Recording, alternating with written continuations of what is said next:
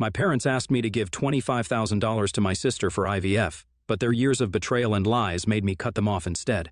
I, 29, female, have an older sister named Schwell, 30 female, who's a big loser in her life.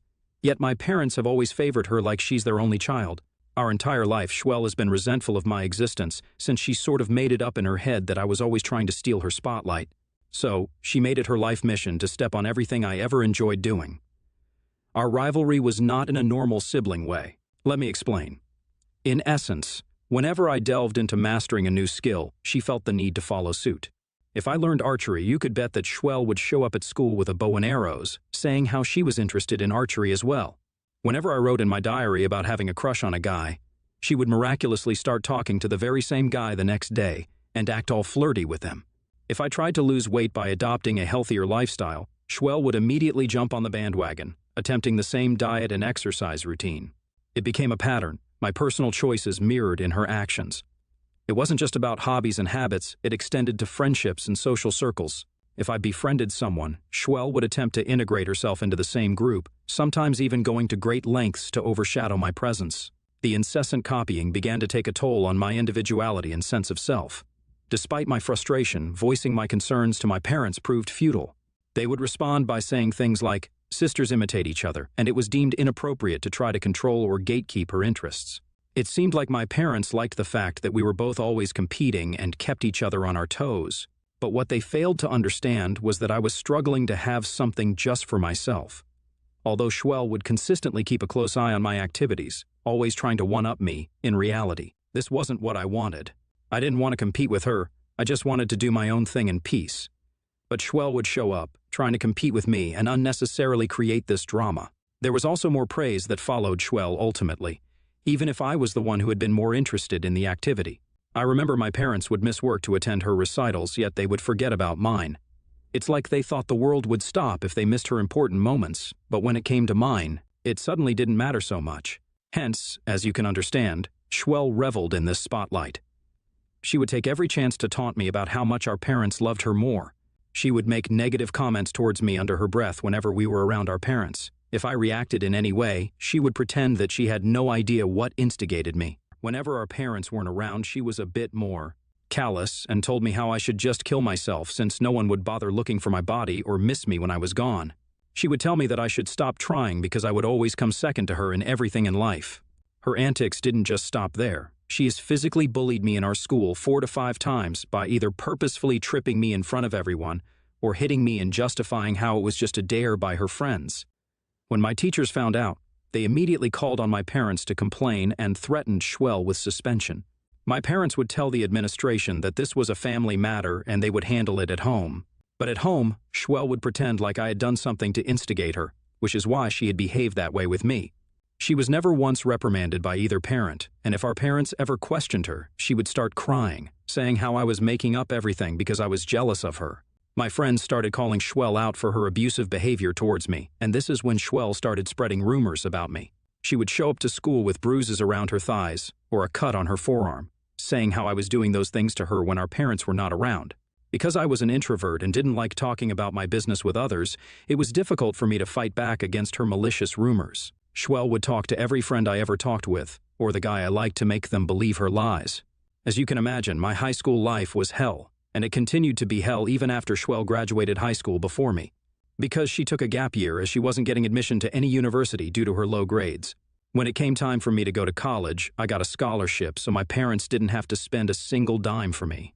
This is when I found out my parents were talking to Schwell about how they had saved college funds for both of us, but because I didn't need them anymore, they were happy to spend both of our college funds on her. They told her that she was free to study anything that she wanted. I was furious to hear this, but when I confronted them about it, they told me that it was their money and they wished to help out Schwell since she needed it more than me.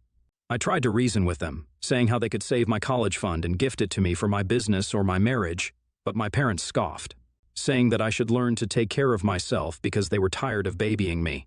I remember crying myself to sleep that night because it was heartbreaking to realize how Schwell would get everything in life while I would be ignored forever. When I moved into my college dorm, I made sure to move everything so I wouldn't have to come back home. My parents didn't even help me move, which by this time wasn't that surprising. When I was at my lowest, I met Fahad, who changed my life. Fahad was a breath of fresh air and the suffocating environment I had left behind. We met during one of the orientation events, and his genuine kindness and warm smile immediately drew me in. As we got to know each other, Fahad became my anchor, providing the stability and support that I had always desperately needed. He listened to my story without judgment and offered a comforting presence. During one of my college breaks, my parents wanted me to come back since they had invited everyone for a Christmas celebration. I didn't want to face my parents alone, so I invited Fahad to go with me, since I thought this would be a good chance for me to introduce him to my family. I informed my parents beforehand that my boyfriend and I would be staying separately and that he would be joining us for dinner. When I arrived for dinner with Fahad, my parents were a bit surprised to see him.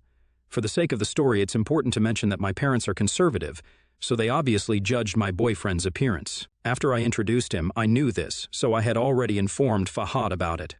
Fahad greeted them warmly and even got a bouquet for my mom. This instantly warmed my mother toward him, as she was taken aback by his kindness. The whole night, everyone fawned over Fahad, as he made everyone fall in love with him with intelligent quips. He complimented the food, engaged in polite conversation, and even offered a heartfelt toast to my parents, expressing his gratitude for welcoming him into their home. Some of my cousins came up to me to say how I was lucky to have found such a guy and to ask if he had any younger brothers, which made me laugh. I was happy that everyone loved my boyfriend, yet I could see Schwell's scowling face and her disdain grow bigger and bigger through the night. I noticed her having multiple drinks and engaging in hushed conversations with a few relatives. Schwell's discomfort with Fahad's presence was evident, and I could sense that she was brewing something beneath the surface. During dinner, out of nowhere, Schwell loudly asked me in front of everyone if I was in a serious relationship with Fahad. Her loud remark made everyone turn their attention to us. I nodded my head and, without hesitation, took Fahad's hand and told her that we were, in fact, quite serious. Schwell smirked and insinuated that maybe I needed to settle down with someone who was more aligned with our family's tradition and not an outsider. Her blatant racism was shocking. Some of the guests were taken aback by her bold entitlement.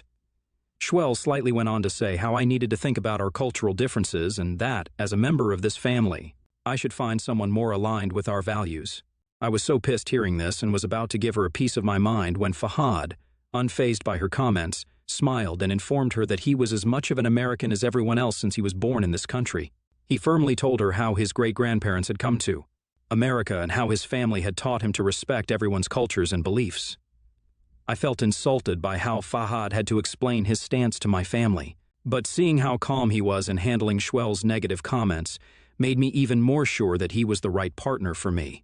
As you can imagine, after this awkward conversation, people didn't have a good impression of Schwell, and they didn't appreciate how she had called my boyfriend out in front of everyone else. The rest of the night, Schwell spent alone, drinking from her glass and fuming. After we left back for college, I sent a long message to Schwell saying how I was ashamed of having her as a sister, and that I hoped she would stay away from my life since I never wanted to acknowledge that I was related to her. She sent back a short message saying, "Same here." Since that day, I have had no contact with her at all. Fahad and I went on to graduate college, and both have successful careers. Currently, 3 years ago, we got married. I had invited my parents, but not Schwell.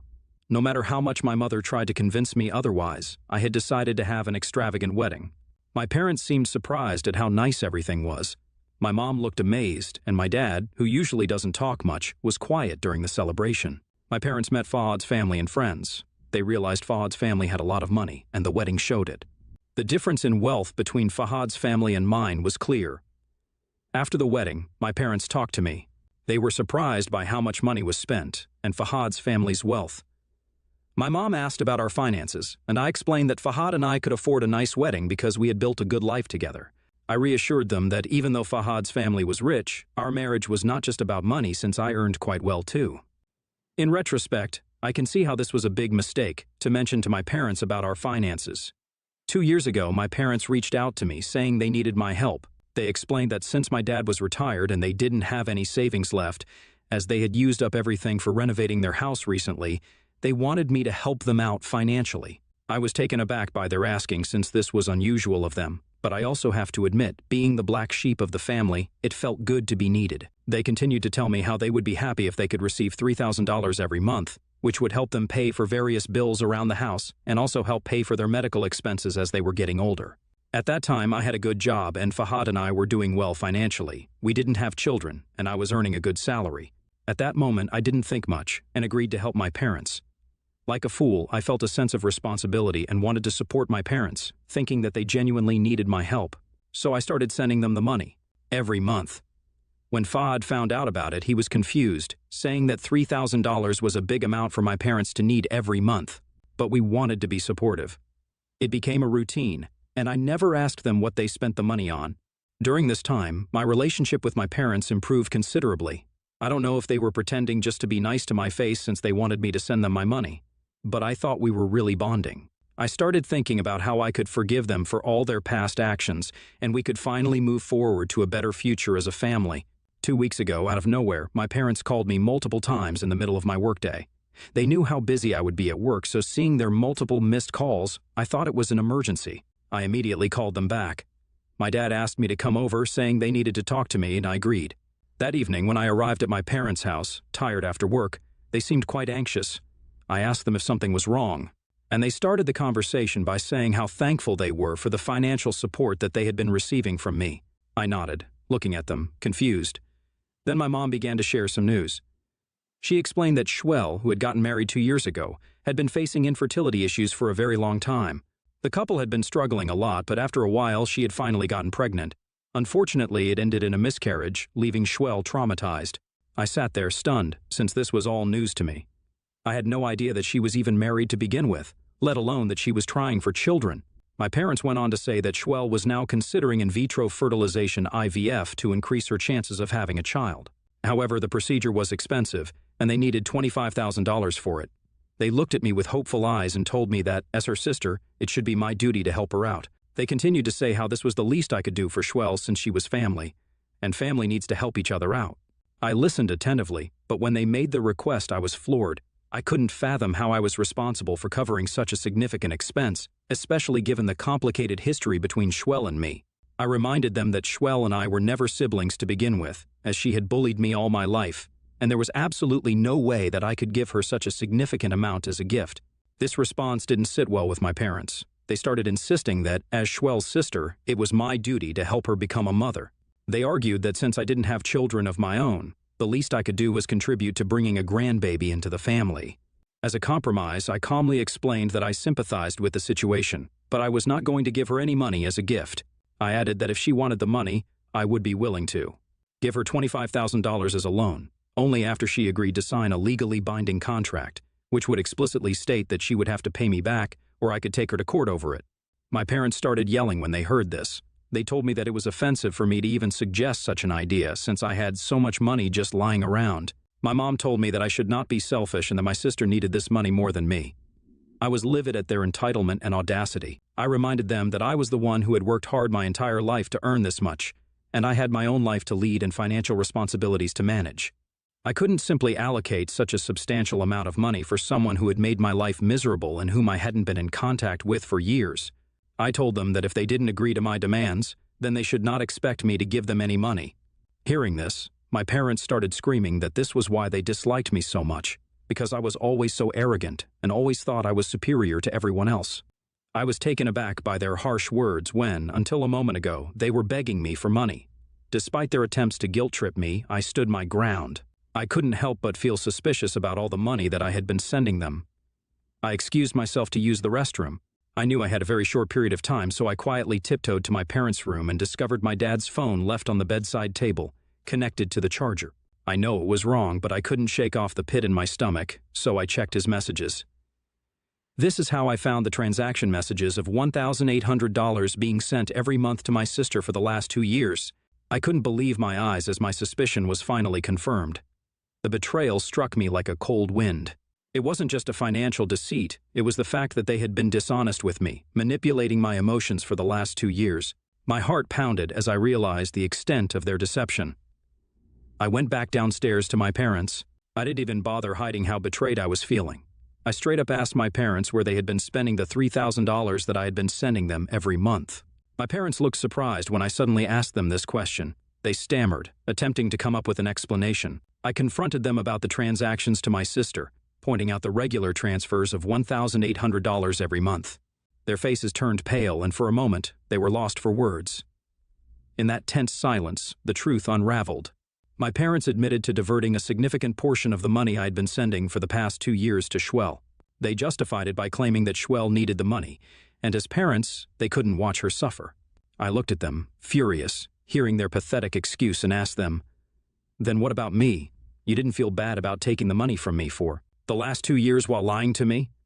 They started to say how Schwell and her husband both had low-paying jobs, but seeing as how I had such an extravagant wedding and a good-paying job to depend on, they thought taking this money from me wouldn't harm me. They continued to say that this was originally Schwell's idea, and they had gone along with it since they thought they were only trying to do what was best for their children. Fueled by a mix of anger and disappointment, I decided I had endured enough. I declared that I would no longer be sending them any money and that I was cutting off all financial ties. My parents, desperate and angry, immediately started to tell me that I just couldn't do that and that I should not abandon my family when they needed my help. I scoffed at them and walked out. Walking away from their home that day, I felt a mix of emotions, anger, sadness, and a profound sense of liberation. As I am writing this, I continue to receive calls from my parents begging me not to do this to them and promising not to send Schwell any more money. If I permanently cut off my parents after how they have betrayed me. Update 1. Thanks for all the wonderful and helpful comments. I won't lie, familial pressure and guilt were getting to me a little because I realized how fortunate I have been to have met such a wonderful husband like Fahad. I feel very emotional knowing that, finally, my childhood stories are being believed. It's been hard for me to talk about, as many believe I'm being disingenuous or overdramatic. So really, thank you all from the bottom of my heart. I have talked to Fahad about everything, and he's extremely disappointed with how my parents have tried to fool me and take money from me for the last 2 years. We have discussed that this is not going to happen again, even if my parents are on their deathbed.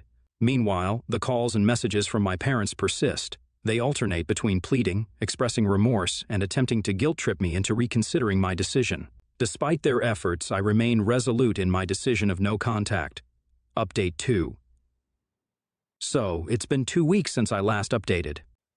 This past weekend, Schwell decided to reach out to me, which was very unexpected since I had no idea she even had my number after all these years.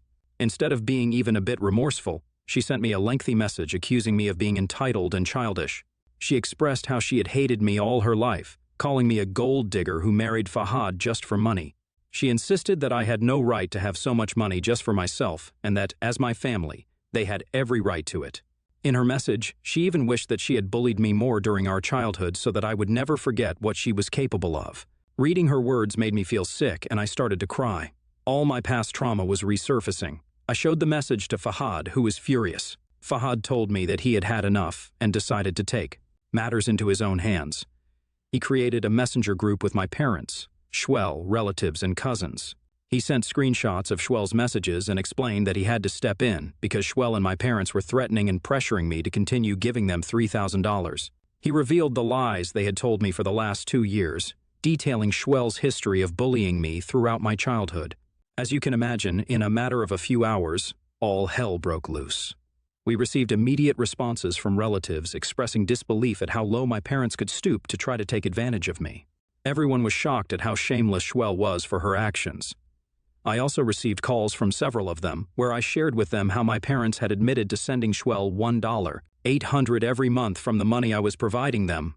Everyone was quite appalled, and as a result, my parents started receiving severe backlash. They reached out to me and asked me to delete the group and unsend the messages. But Fahad told them firmly that he had created this group and that he was done with all their lies. He warned them that the next time they ever came crawling to beg us for money, he would use all his money and power to hire the best lawyers and sue them into oblivion. They got quite nervous hearing this and haven't dared to reach out to me since. Since then, I have heard from my relatives that my parents are extremely embarrassed and even admonish Schwell for the first time for everything she has done to me. They are apparently extremely remorseful after her messages were exposed in the screenshots, and realizing that she was, in fact, a bully, just like I had always complained to them about. In my opinion, regardless of how they feel, it's too late for reconciliation.